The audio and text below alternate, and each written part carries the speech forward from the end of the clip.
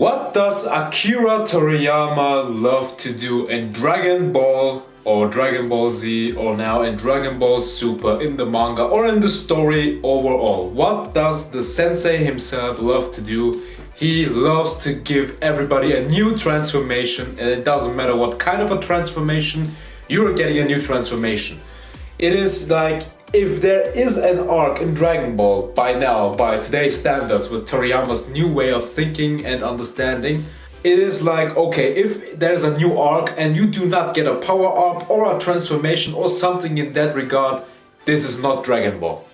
Easy as that. Dragon Ball Super Manga Chapter number 80 has dropped, the 80th chapter, and it's the continuation of the fight between Gas and Granola. And okay, and what happened in this chapter? Granola transformed into a wannabe Broly.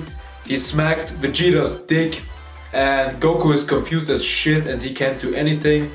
The only OG in this chapter was Bardock, and that is a flashback of him where he defeated Gas. And the last question that remains is, when will Bojack show up? Toriyama sensei, you made a lot of movie characters canon by now. Well, let's say only Broly, but you could also make Bojack canon maybe. Maybe Bojack will come up next. Or even better, the story should now focus after the events. Once the Granola arc is over, it should focus after the events of Dragon Ball Super movie Superhero, which will drop in April this year, 2022. And by the way, this is the one arc, the first arc we had, the Dragon Balls used twice for the same wish. First, Granola was like, I wanna be the universe's strongest. And then afterwards, Alec and his boys and girls, and he was like, yeah, my little brother, you dragon, I used the Dragon Balls, please make my little brother now the strongest in the universe. And Shenlong is like, hey, is this a competition between you, or what the hell is this? So the fight starts, the chapter starts with the fight between Granola and Gas, and they're going at it. Gas is transforming, he's unleashing his potential. But in this entire first part of the fight, it's like he doesn't have the upper hand. He still doesn't understand how to use and utilize his entire potential he has as the world's strongest, as the universe's strongest warrior there is, right? And Granola, firstly, it looks like Granola is taking the upper hand and Gas is getting beaten down badly. So we have a lot of combat between them, they're using different type of techniques, and our boys and girls from both sides who are the spectators, they are commenting on everything. And it looks like, firstly, that Gas is losing, but he's getting a hand of his powers, and now he's now learning how to track energy. He's keeping up with Granola, and even Vegeta and Goku are focusing on the fight clearly, and Vegeta sees like, okay, hey, Granola, you gotta focus more, you gotta use your powers wisely, because he is a little bit clumsy with his powers and he wants to rush everything, and that is bad. No wonder the Dragon Ball Super Manga Chapters come out monthly. There's so much fighting that it's like 30 panels only go down for fighting panels. So, well, it's Dragon Ball, it's a battle manga, right? Not like some other manga which has a perfect lore and perfect world building and extremely complicated and complex story building left and right. So after a little bit of battle, Granola decides to split himself into multiple clones. He's using the Shadow Clone no Jutsu, Kagebushi no Jutsu. But Gas is also figuring out afterwards, hey, you use this cloning technique of yours, but it also cripples your power down. It's like, come on guys, Tenshin Han, Tien did this years ago. It's like, no, do something new. So Goku is commenting on the fight and he's like, hey, you see that Vegeta, Granola still has some skills up his sleeve, he can win the fight against Gas.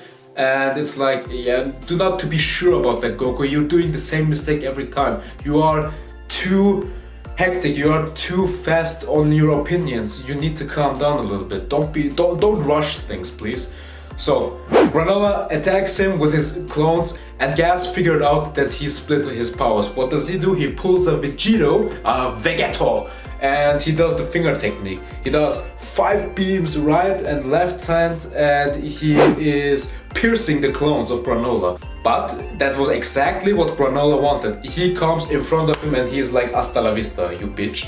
And he shoots Gas perfectly. Granola is taking back his clones to his body, and then he's like, oh shit, what is this? The pain everywhere. It's like he has eaten 5 buckets at KFC and the spicy wings, and now his stomach is realizing, shit, you gotta go to the next toilet, man. He has a kind of the same feeling but with pain. Gas gets blasted off on the other side to his crew, and he's lying there. He's like, oh shit, this is the world's strongest, the universe's strongest. But then his older brother comes in, then Alak is coming in, and he's like, hey Gas, what are you doing there? You're the world, dude, you're the universe's strongest. I wished for that, so you gotta unleash your potential. And then we finally get the explanation for their necklaces, why they are wearing those, because these necklaces, it's kind of a Broly thing, do help them to control their true beings and their true powers, so they don't go berserk. And it's like, okay, Alak is coming there, he's taking the necklace off, and he's like, you don't need that shit any longer. He puts it away, and then Gas is pushing out a Broly wannabe, and he's like, Kakara! No, he's not like that, but he explodes with his true power, he's unleashing it, and then he goes berserk. But the first thing he does is he kicks Vegeta in the dick.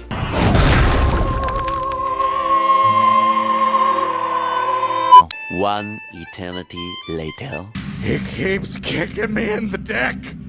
Why? Why does he keep kicking me in the dick? That is not the case. He did not attack Vegeta firstly. He firstly, of course, attacked Granola. But he buffed up. He showed his true senses. What did the girl say? She said, when we take off our necklaces, we lose every control of our instincts. And they get a power up. They get a pretty bad power up. Bad for the enemy side, yeah. So he goes, he grabs Granola, he punches him left and right, he throws him through a...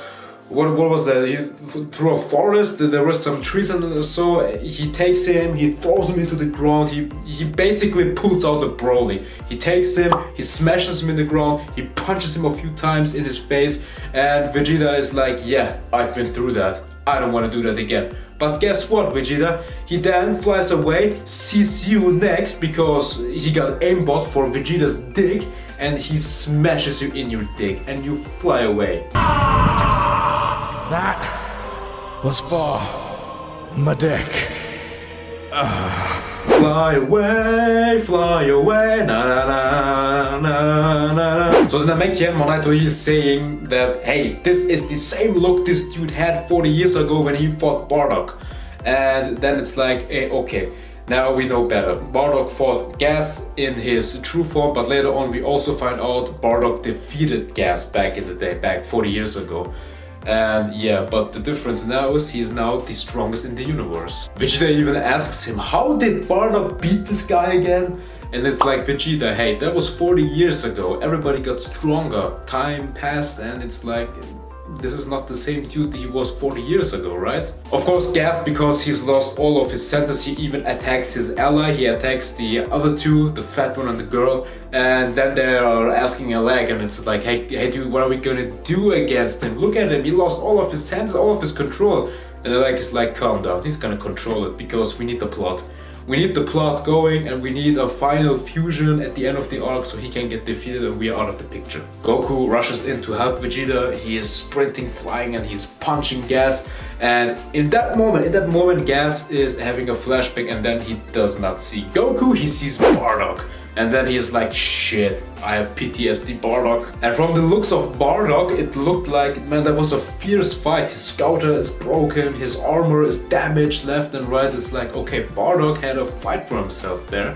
But he won, he actually won. And then Gas is having PTSD, and then his brother comes in and he's like, hey, you remember back in the day you swore never to lose again to anybody? And that was the trigger for him to now calm himself and let his inner self take the control again over his own strength and body. And now he had his full transformation finished, and he is now in his full power form or whatever, awakening form or whatever this is. And it's like, okay, so the chapter ends like this, and now we get to see how the fight will continue. And the big question for me is now, will this continue with Goku, Vegeta and Granola figuring out shit how to defeat him, or will they actually do it a little bit differently? Akira Toriyama sensei story writing, I don't know in which direction he wants to take this, but I hope he and Toyotaro, who's drawing it, I hope he takes it into the direction of bringing in Broly. It's like, hey, you got a guy who's that strong, why not bring in Broly? And then you could have a 4 versus 1. That would be epic, that would be something else, right? Well, okay, these kind of things we had it all over again in Dragon Ball, but it would be different. It would be like also introducing Broly into the canon manga, chronological time of the manga. He is canon now, but we didn't see him in the manga yet. So it's like, bring him into the manga, into the story. And of course, everybody needs to power up at the end somehow and get stronger somehow to beat him. So the only solution is that when Broly comes in, Broly gets a new form and could maybe defeat Gas like this, or Goku and Vegeta perfect their own transformations, their own new techniques, Ultra Instinct and Ultra Ego. That could be one possibility. Or it's like the last resort is fusion. It's like Gogeta comes back, or maybe Goku and Broly fuse, or maybe Gogeta and Broly fuse to take down Gas.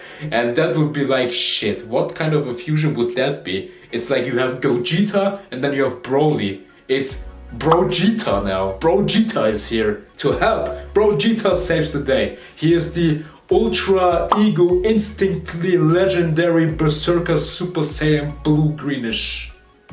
Yeah, maybe that, or I don't know.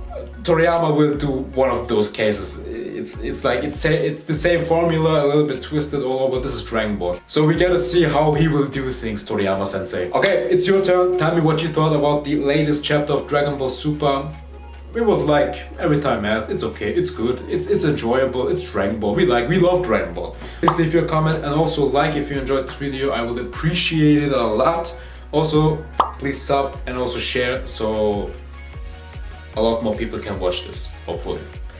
Until then, scream louder to turn Super Saiyan, you know the drill. Kamehameha!